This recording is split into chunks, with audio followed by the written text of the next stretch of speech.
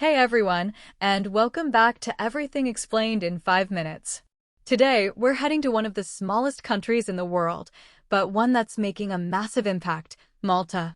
This tiny island nation, just 316 square kilometers in size, is tucked between Sicily and North Africa.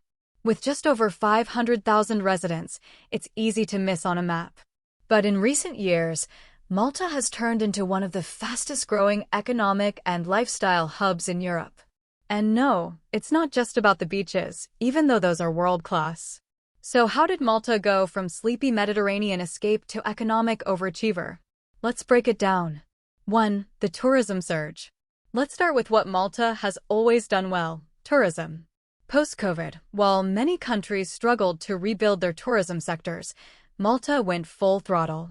In 2023 alone, over 3 million people visited Malta, setting an all-time record. That's 6 times the size of its population. And it's not just summertime traffic anymore.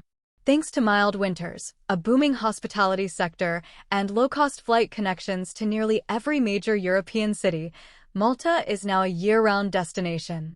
The country also invested heavily in its cultural and historic tourism. Its capital, Valletta, is a UNESCO World Heritage Site. Its prehistoric temples are older than the pyramids. Add in film tourism from productions like Game of Thrones, and Malta becomes a lot more than just a beach stop. 2. Digital nomads and remote workers. But Malta didn't just stop at tourism. In 2021, it launched a nomad residence permit, targeting remote workers and freelancers. The program allows non-EU citizens to live and work in Malta for up to a year, renewable. You need to earn at least €2,700 per month, work remotely, and have health insurance. But beyond that, it's one of the most attractive digital nomad visas in Europe. Why Malta? Because it's safe, sunny 300+ days a year, everyone speaks English, and there's strong Wi-Fi even on the coast.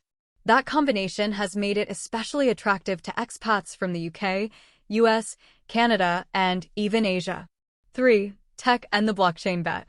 Now here's where things get bold. In 2018, Malta declared itself the blockchain island. It passed some of the world's first comprehensive laws regulating crypto, blockchain companies, and virtual assets.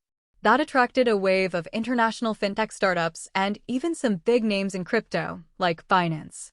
Today, Malta is home to dozens of fintech, iGaming, and blockchain firms, and has developed a niche in RegTech, that is, regulation technology and digital identity systems. Despite recent global volatility in the crypto space, Malta's forward-thinking regulation is still seen as a benchmark for how to do it responsibly. 4. Foreign investment and real estate boom. As a result of its stable government, EU membership, and tax incentives, Malta has also become a hot spot for foreign investment. Sectors like hospitality, real estate, maritime logistics, and especially iGaming have all exploded in the past 5 years. Malta is now one of the global hubs for online gaming companies, with the Malta Gaming Authority seen as one of the most respected regulators in the space. This, of course, has fueled a real estate boom. New luxury developments are rising fast in Slima, St. Julian's, and the 3 cities. Property prices have increased more than 20% in the past 5 years, and rental markets are now heavily driven by expats and digital workers. 5. Challenges and growing pains. Now, no boom comes without backlash. Locals are increasingly concerned about overdevelopment, rising housing costs, and a strain on infrastructure. Some worry Malta is growing too fast too soon. Environmental groups have also raised alarms about construction projects threatening the coastline and heritage sites. And let's not ignore the governance issues. In 2021, Malta was placed on the FATF's grey list for money laundering risks, a reputational blow that the country has worked hard to recover from. Since then, significant reforms have been made, and Malta was removed from the list in 2022, but the incident raised questions about transparency and regulation. 6. The outlook. Despite these challenges, Malta's future looks bright. In 2023, its GDP grew by 4.6%, among the highest in the EU. It maintains a low unemployment rate, a highly educated population, and is actively investing in sectors like green energy, AI, and digital infrastructure. Malta is also launching initiatives to become a hub for medical cannabis, esports, and space innovation, believe it or not. Yes, they've even invested in satellite technology in partnership with the European Space Agency. In conclusion, Malta may be small, but it's smart, strategic, and surprisingly ambitious.